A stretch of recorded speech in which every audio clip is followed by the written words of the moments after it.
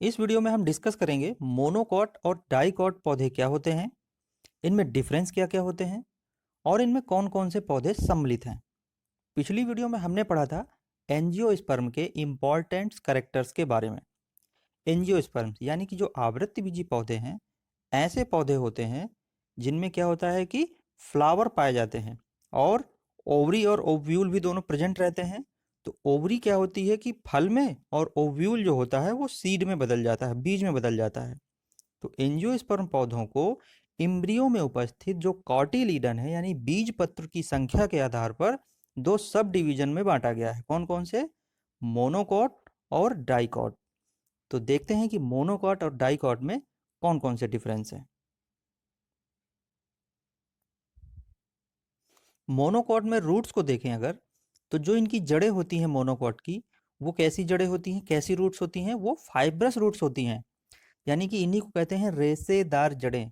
और जो ये फाइब्रस रूट्स हैं ये प्राइमरी रूट होती हैं और ये अल्पकालिक या शॉर्ट लिव्ड होती हैं, और फिर यह जल्द ही अपस्थानिक जड़ों यानी कि एडवेंटिशियस रूट्स में बदल जाती हैं।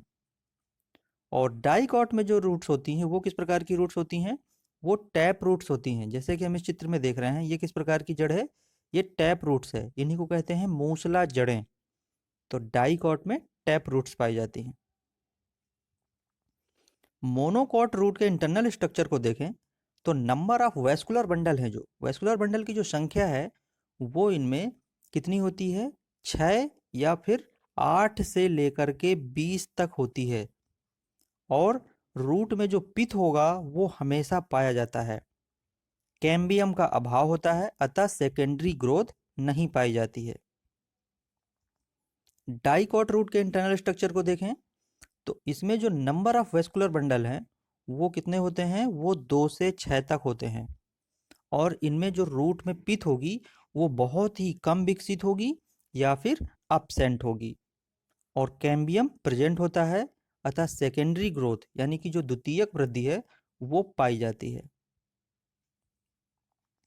स्टेम की बात करें, जो इनका तना होता है वो कैसा होता है? तो मोनोकॉट का जो तना होता है वो कैसा होता है? लचीला होता है, कोमल होता है, यानी कि हर्प्स प्रकार का होता है। और इनमें जो है वुडी नहीं होते, इनके तने काष्ठीय नहीं होते हैं। जबकि डाइकॉट में जो तने होते हैं वो दोनों प्रकार के होते हैं, यानी लचीले और कोमल भी होते हैं और वुडी भी होते हैं, वो काष्ठीय भी होते हैं। और वेस्कुलर बंडल कैसे होंगे? मोनोकॉट का जो वेस्कुलर बंडल है वो कैसा होता है? वो क्लोज्ड प्रकार का होता है। और डाइकॉट में वेस्कुलर बंडल ओपन प्रकार का होता है, खुले प्रकार का होता है। वेस्कुलर बंडल जो है स्कैटर्ड अर्थात बिखरे हुए पाए जाते हैं, किसमें? मोनोकॉट में। मोनोकॉट में जो ये वेस्कुलर बंडल हैं वो कैसे होते हैं? स्कैटर्ड, बिखरे हुए पाए जाते हैं। और डाइकॉट में जो वेस्कुलर बंडल हैं वो कैसे होते हैं? वो एक रिंग यानी कि ये घेरे में पाए जाते हैं। इस प्रकार के ये घेरे में वेस्कुलर बंडल पाए जाते हैं। और जो सेकेंडरी ग्रोथ है वो एब्सेंट होती है मोनोकॉट में। मोनोकॉट में सेकेंडरी ग्रोथ है, जो द्वितीयक वृद्धि है, वो एब्सेंट होती है। और डाइकॉट में जो सेकेंडरी ग्रोथ है वो प्रेजेंट होती है। सेकेंडरी ग्रोथ क्या होती है? जो स्टीलर और स्टीलर रीजन यानी कि जो हिंदी में रंभ कहते हैं, तो स्टीलर और स्टीलर रीजन में सेकेंडरी टिश्यूज के बनने से स्टेम के व्यास में, ठीक है, स्टेम के व्यास में जो वृद्धि होती है उसे हम क्या कहते हैं? सेकेंडरी ग्रोथ कहते हैं। अब लीफ की बात करें अगर, तो जो इनकी पत्तियां होती हैं, मोनोकॉट की पत्ती कैसी होती हैं? वो समांतर सिरा विन्यास पाया जाता है। इस चित्र में हम देख रहे हैं ये मोनोकॉट की लीफ है। तो जो मोनोकॉट की एक बीज पत्री की जो पत्तियां हैं उनमें समांतर सिरा विन्यास यानी कि पैरेलल वेनेशन पाया जाता है।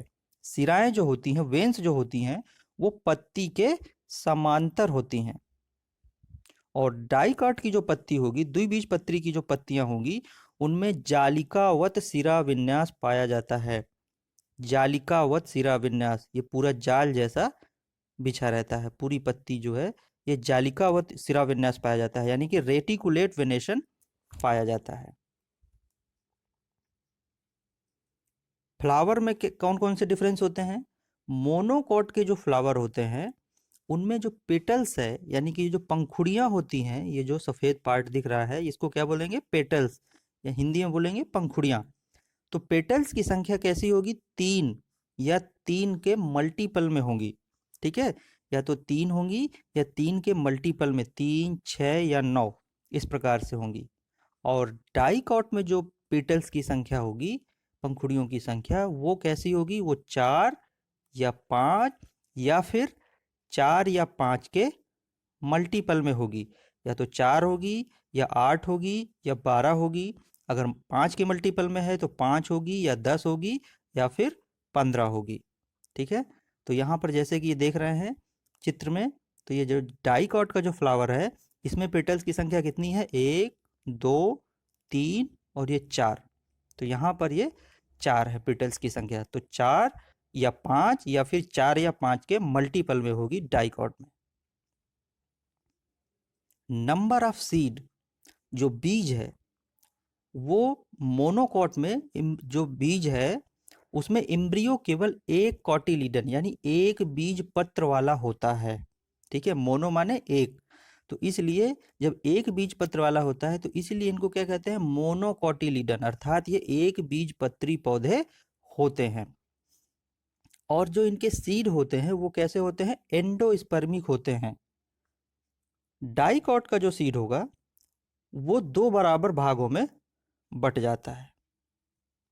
डाई माने 2, 2 बीज पत्र पाए जाएंगे इसमें। जैसे कि अगर हम चने को ले लें तो वो 2 बराबर भागों में बट जाएगा।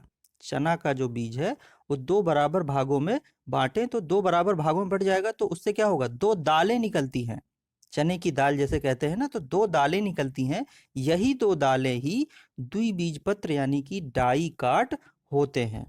ठीक है, अब एग्जाम्पल की बात करें अगर, तो मोनोकॉट के जो एग्जाम्पल होंगे उनमें से जैसे राइस है ओराइजा सेटाइवा, व्हीट है टिट्रिकम एस्टिवम, जिया मेज है मक्का, ग्रास है घास, करक्यूमा लोंगा है हल्दी, जिंजीवर ऑफिसिनेल है अदरक, एलियम सीपा है प्याज। तो इस प्रकार से ये मोनोकॉट के हैं, एग्जाम्पल हैं। और डाइकॉट के एग्जाम्पल की बात करें तो इनमें से जैसे चना हो गया, चना साइसर एरिटिनम, मटर हो गया मटर पाइसम सेटाइवम, सोयाबीन हो गया ग्लाइसिन मैक्स, सदाबहार हो गया कैथारेंथस रोजियस, कनेर हो गया नेरियम इंडिकम, धनिया हो गई कोरिएंड्रम सेटाइवम और अरहर कैजानस कैजान। तो ये जो एग्जाम्पल है ये किसके हैं? ये डाइकॉट के हैं। अब इनको एक डायग्राम के द्वारा देख लेते हैं मेन डिफरेंस। तो मोनोकॉट का जो सीड होगा वो 1 कॉटिलीडन होगा, एक बीज पत्र वाला होगा। डाइकॉट का जो कॉटिलीडन होगा वो 2 कॉटिलीडन होगा, द्विबीज पत्र वाला होगा। मोनोकॉट की जो रूट होगी वो फाइब्रस रूट्स होगी। डाइकॉट की रूट्स टैप रूट्स होगी। मोनोकॉट में जो वैस्कुलर बंडल होंगे वो स्कैटर्ड यानी कि बिखरे हुए होंगे। डाइकॉट में जो वैस्कुलर बंडल हैं वो एक रिंग में होते हैं, घेरे में होते हैं। और मोनोकॉट की जो लीफ होती है वो कैसी होती है? पैरेलल वेन्स होती हैं इसमें। ठीक है, तो ये इसको बोलेंगे समांतर सिरा विन्यास, पैरेलल वेनेशन पाया जाता है।